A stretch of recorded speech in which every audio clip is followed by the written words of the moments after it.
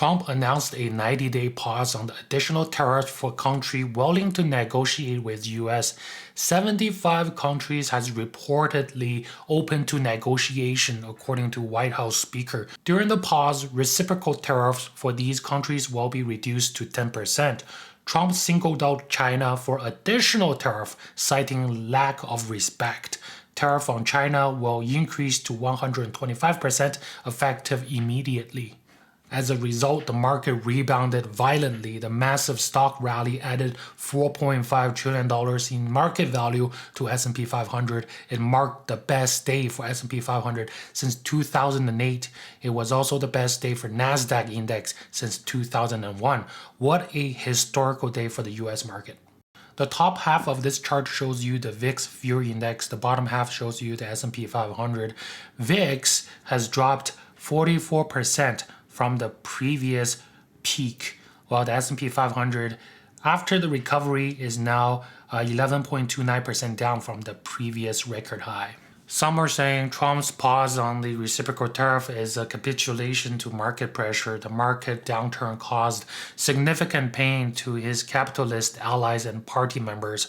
Pressure from these groups may have influenced his decision. I think the 90-day pause may also be linked to European Union's decision. The mainstream media is not putting this as a headline, but on the same day, just hours before the 90-day pause announcement, European Union actually approved its retaliatory tariff against Trump's tariff. So according to the latest update, European Union is also pausing the retaliatory tariff for 90 days.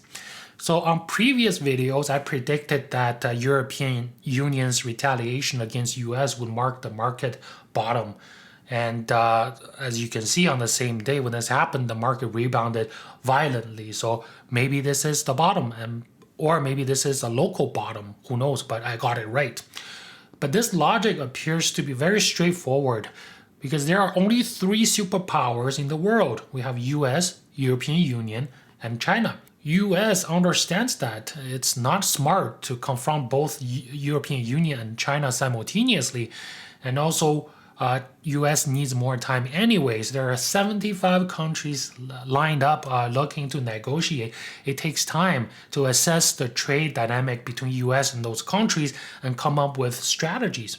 I think Trump in the past week have used this reciprocal tariff drama to assess the world, allowed him to observe which countries support China and which countries choose to negotiate with the US. And the move effectively pressured all nations to pick a side.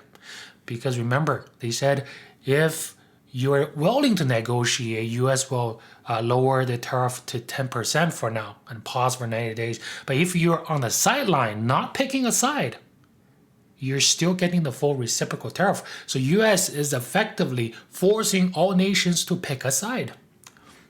US Secretary of Treasury Bessent stated, "I told you guys last week not to retaliate and you will be rewarded." As I told everyone a week ago, they're in this very spot, do not retaliate and you will be rewarded. So every country in the world who wants to come and negotiate, we are willing to hear you. We're going to go down to a 10% baseline tariff for them, and China will be raised to 125 due to their insistence on escalation.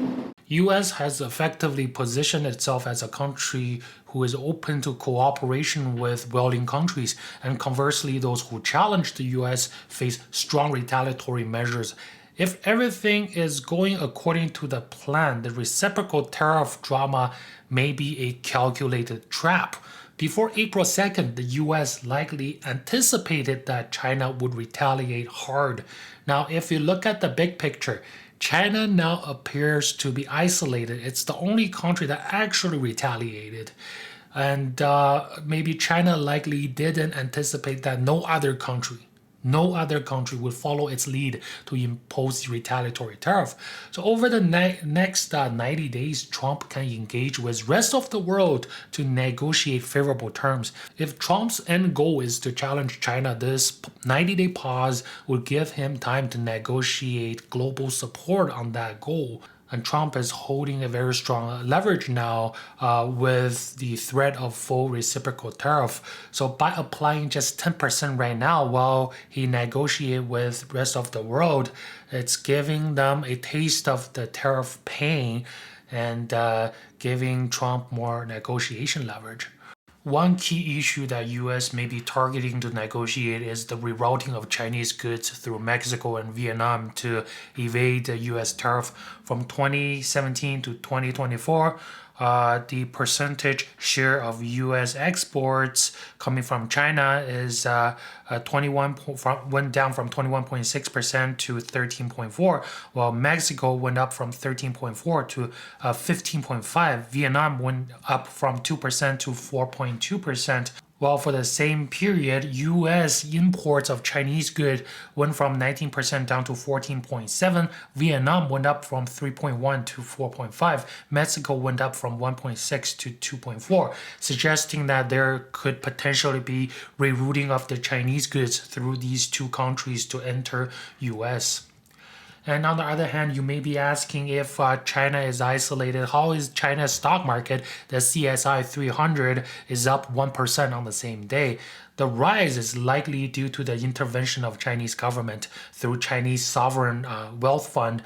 Reports indicate that the state-owned funds has been buying billions of dollars of worth of Chinese ETF daily to prop up the market amid the trade war pressure, and the stock market resilience may not be reflecting the actual investor sentiment, but it's actually a state-backed stabilization. Trump has been telling everybody that the reason why he's doing tariff is to bring the manufacturing back to America, to make America great again.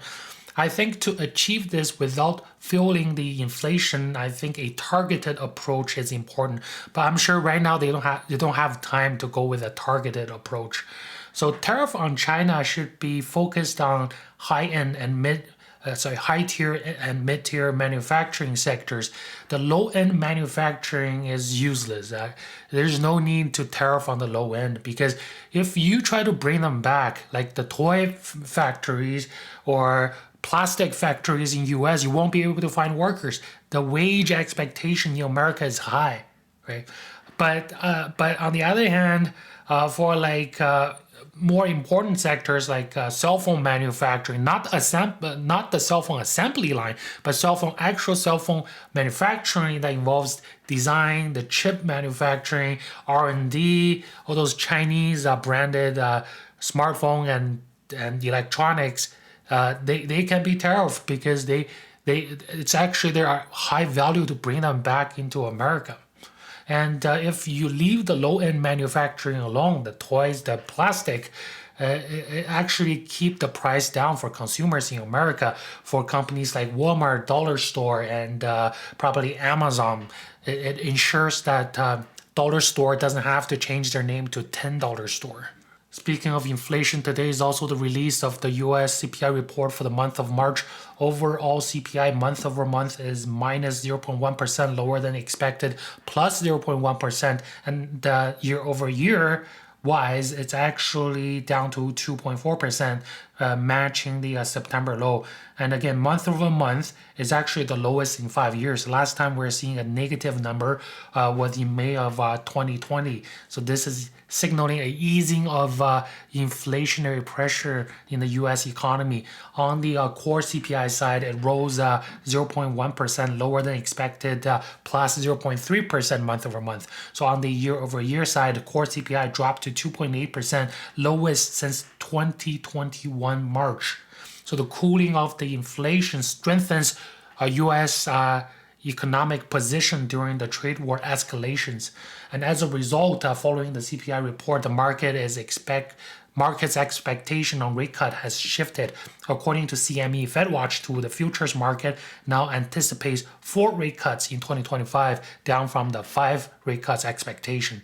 So cooling of the inflation is also reducing the urgency for aggressive monetary policy easing. Thank you. Please like and subscribe.